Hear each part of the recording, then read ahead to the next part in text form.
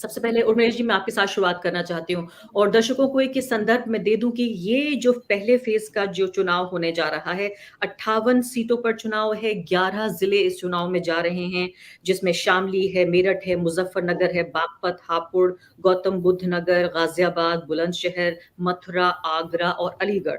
और इसमें अगर हम ये देखें कि फिलहाल 2017 के चुनाव को अगर कोई पैमाना माना जाए तो उसमें 58 सीटें जिस जो चुनाव में भी जा रही हैं, उनमें से 53 सीटें, फिर से सुन लीजिए, 53 सीटें भाजपा को मिली थी। आरएलडी को पूरे प्रदेश में सिर्फ 1 सीट हासिल हुई थी, 2 सीट बसपा को और 2 सीट सपा को। तो आप ये अंदाजा लगाइए कि जो ध्रुवीकरण था, यानी कि जो राजनीतिक ध्रुवीकरण था, वो किस हद तक था। एक आंधी थी, भगवा आंधी। इस बार साफ तौर पर भगवा आंधी तो देखने को नहीं मिल रही है। और मिलेश जी, लेकिन क्या देख रहे हैं आप अभी? देखिए, 2017 के चुनाव से इस चुनाव को तो निश्चित रूप से अलगाया जाना चाहिए। बिल्कुल अलग अलग ढंग के चुनाव हैं। तो वो जो संख्या बता रही हैं आप, वो तो भारतीय जनता पार्टी भी एक्सपेक्ट नहीं कर रही होगी। शायद जगने पर नहीं बल्कि सपने में भी नहीं सोच पा रही होगी कि उस तरह का कोई आंकड़ा वो छुएगी, क्योंकि इस इलाके में जो उन्होंने एक हिंदुत्व की जो लेबोरेटरी जिसको आप कह रही थी, उसकी जगह अचानक किसान आंदोलन ने, जैसे लगता है कि बिल्कुल माहौल को बदल दिया। और किसान आंदोलन ने सिर्फ जाट जो किसान हैं उनके अंदर ही क्वालिटेटिव चेंज ये उनके थिंकिंग में, उनके पैटर्न में नहीं लाया है, बल्कि जो मुस्लिम कम्युनिटी है, जो और जो गरीब तबके हैं, उन सब के दिमागों में एक अलग सोच, अलग इसलिए मैं कह रहा हूं कि जो पहले सोच था उसमें गरीब, अमीर, मध्यवर्गीय किसान, हर तरह के लोग हिंदुत्व की जो विचारधारा है उससे प्रभावित थे।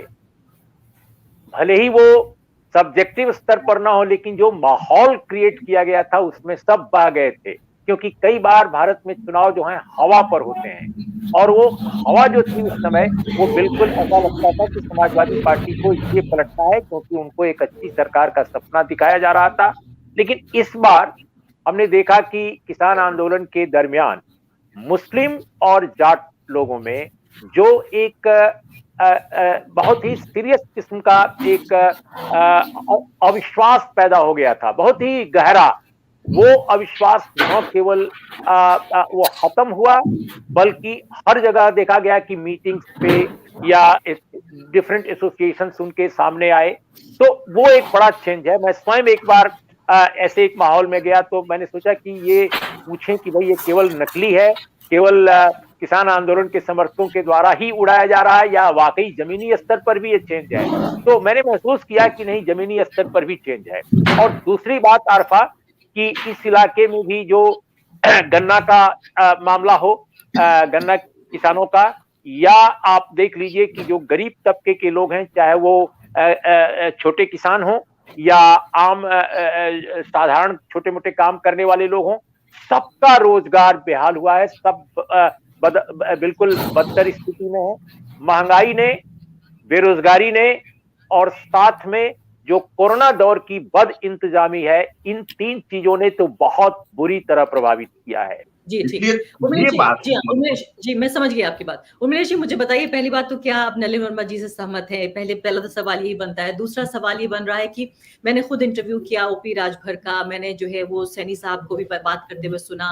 इसके अलावा और भी पिछड़े नेता बहुत खुल के बोल रहे हैं कि देखिए हमें हिंदू बनाने की कोशिश की। ओपी राजभर तो इतना ज्यादा अग्रेसिव होकर बोल रहे थे कि मुझे ये खुद ये सोचने में मजबूर होना पड़ा कि अगर इनके समुदाय का इन्हें समर्थन नहीं है जो सब कुछ वो कह रहे हैं, तो शायद वो नहीं कह पाएंगे। उन्होंने यहाँ तक कह दिया कि हिंदू सिर्फ वही होता है जिसको जनेऊ पहनाया जाता है, बाकी हम सब हिंदू हिंदू नहीं हैं। तो पहली बात तो क्या उनके बयान को किसी जमीनी हकीकत की तरह हम देख सकते हैं? दूसरे, क्या आप नलिन वर्मा जी की बात से सहमत हैं? क्योंकि देखिए, non OBC, non Yadav OBC जो वोट है वो पूरी कड़ी बताया जा रहा है उस उत्तर प्रदेश चुनाव की, और आपसे बेहतर इस बात को अच्छी तरह नहीं समझता कोई। देखिए, मैं समझता हूं कि उत्तर प्रदेश में ये जो प्रक्रिया है वो जरूर चली है पिछले 5 सालों के दरमियान, कि जिन लोगों को ये भरोसा देकर भारतीय जनता पार्टी ने जोड़ा था अपनी राजनीति के साथ, अपने नेताओं के साथ, कि हम आपके लिए काफी न्याय करेंगे, तो उसमें काफी मोहभंग हुआ है लोगों का। ये जरूर है कि कांग्रेस की पुरानी जो रिजीम्स हैं, मैं ये मुलायम सिंह और कांशीराम और मायावती के जमाने की बात नहीं कर रहा हूं, कांग्रेस के पुराने जमाने के हिसाब से। उस हिसाब से अगर देखें तो जो बूढ़े लोग हैं इन समुदायों के, वो जरूर मानते हैं कि रिप्रेजेंटेशन बीजेपी ने दिया है, इसमें कोई दो राय नहीं है। लेकिन किस तरह का रिप्रेजेंटेशन दिया है?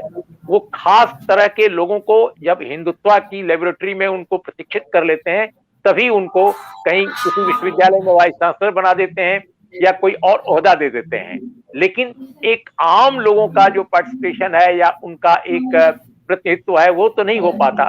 तो मेरे को लगता है कि ये जो सप्ताह है, जो ओबीसी नॉन यादव ओबीसी की बात कर रही हैं, इनफैक्ट केवल पिछले चुनाव से ही नहीं, मैं नलिन की बात में ऐड करना चाहता हूं, थोड़ा जोड़ना चाहता हूं कि भारतीय जनता पार्टी और आरएसएस बहुत वर्षों से, काफी वर्षों से ये काम कर रही थी कि वो नॉन यादव ओबीसी में, खासकर जो शाक्य हैं, कुशवाहा हैं, कुर्मी हैं, इन समुदायों में काम कर रही थी। और उसको बहुत पहले गोविंदाचार्य के जमाने में ही, जब आडवाणी जी उनके बॉस हुआ करते थे पार्टी में, तो उसी समय सोशल इंजीनियरिंग नाम दिया गया था। और इस सोशल इंजीनियरिंग के तहत उन लोगों ने उत्तर प्रदेश, बिहार, हर जगह काम किया, लेकिन सक्सेसफुल ज्यादा वो उत्तर प्रदेश में हुए।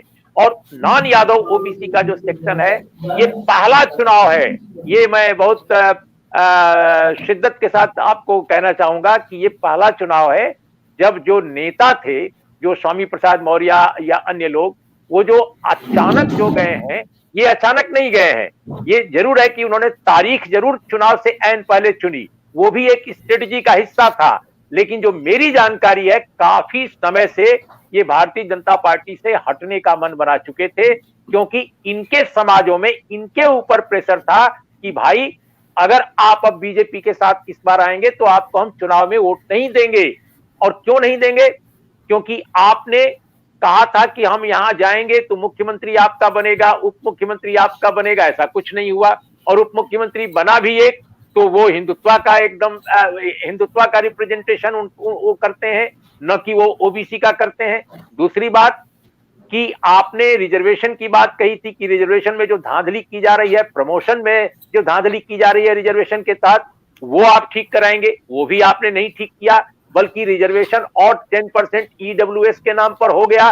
और ईडब्ल्यूएस के नाम पर तो बढ़ गया रिजर्वेशन, क्योंकि जो अनारक्षित है, वो अनारक्षित में कोई मेरिट नहीं बनती है कि उसमें ओबीसी का भी आ जाए। सच्चाई यह है, जबकि यही होना चाहिए था।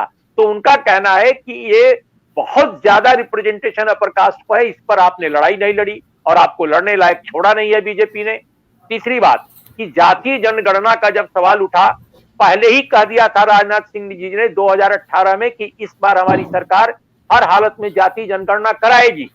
जातीय जनगणना केवल संख्याओं का एक आकलन नहीं है, केवल गिनती नहीं है, बल्कि सबको यह मालूम था, गली गली लोगों को मालूम हो चुका है, दलित और पिछड़ों को, कि अगर जनसंख्या का मामला साफ होता है, 1931 के बाद भारत में कोई जनगणना नहीं हुई थी, तो इससे जो रिप्रेजेंटेशन है उस पर भी एक नई डिबेट खड़ी होगी और बहुत सारी योजनाओं को लेकर उनकी जो हिस्सेदारी है वो भी तय की जाएगी।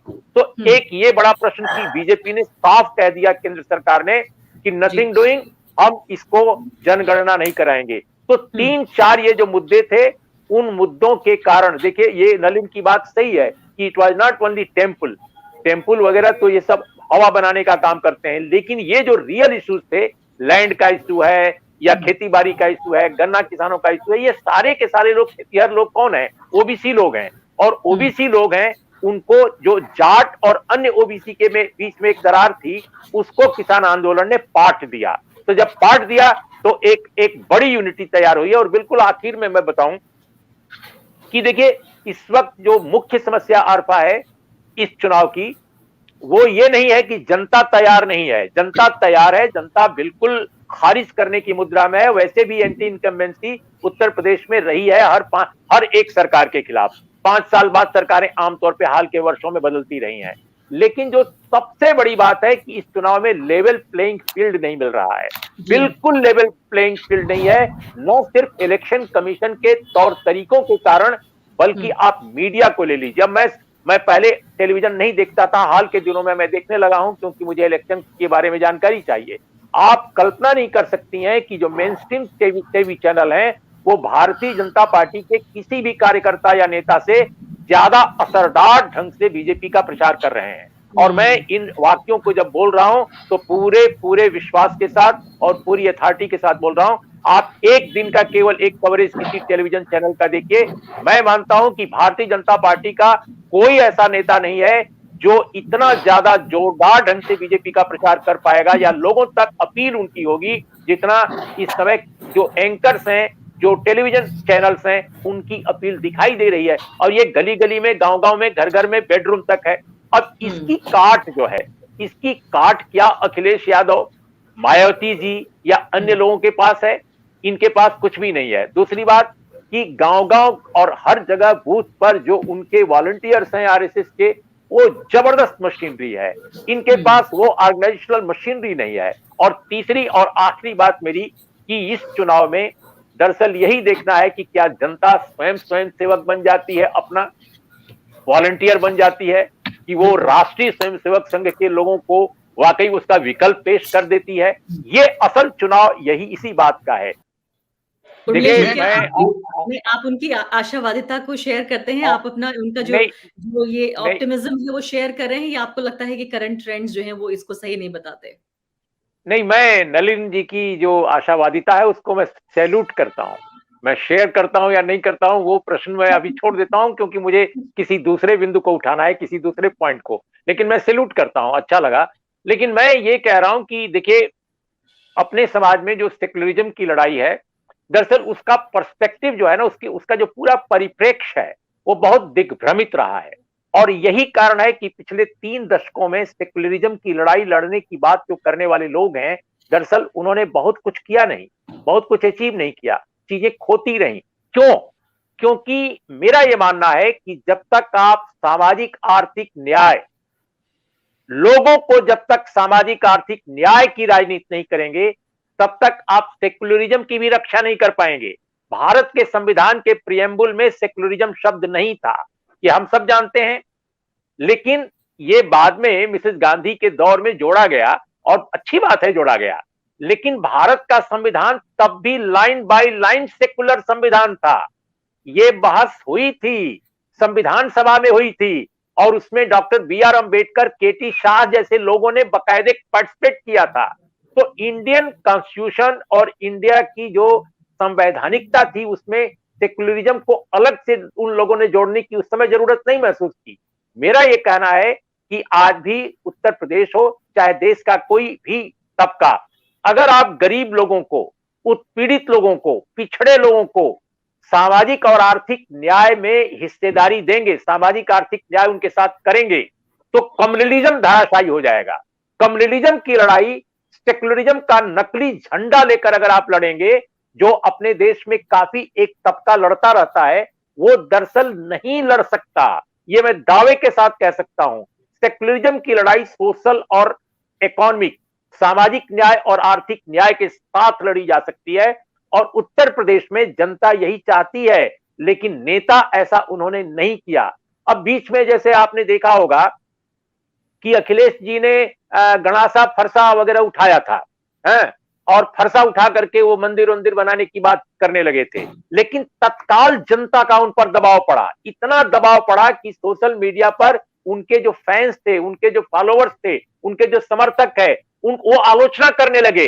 वो कहने लगे कि ये आप क्या कर रहे हैं, हमें तो नौकरी चाहिए, हमें तो क्या बोलते हैं, सोशल जस्टिस चाहिए, हमें जनगणना पर आपका स्टैंड चाहिए, हमें हमें हमें हमें गरीबी से मुक्ति चाहिए, हमें आरक्षण पर जो गड़बड़ी कर रही है सरकार, ओबीसी के आरक्षण में वो श्रेणियां बना रही है रोहिणी कमीशन के जरिए, उस पर आपका विषय चाहिए, उस पर आपका स्टैंड चाहिए।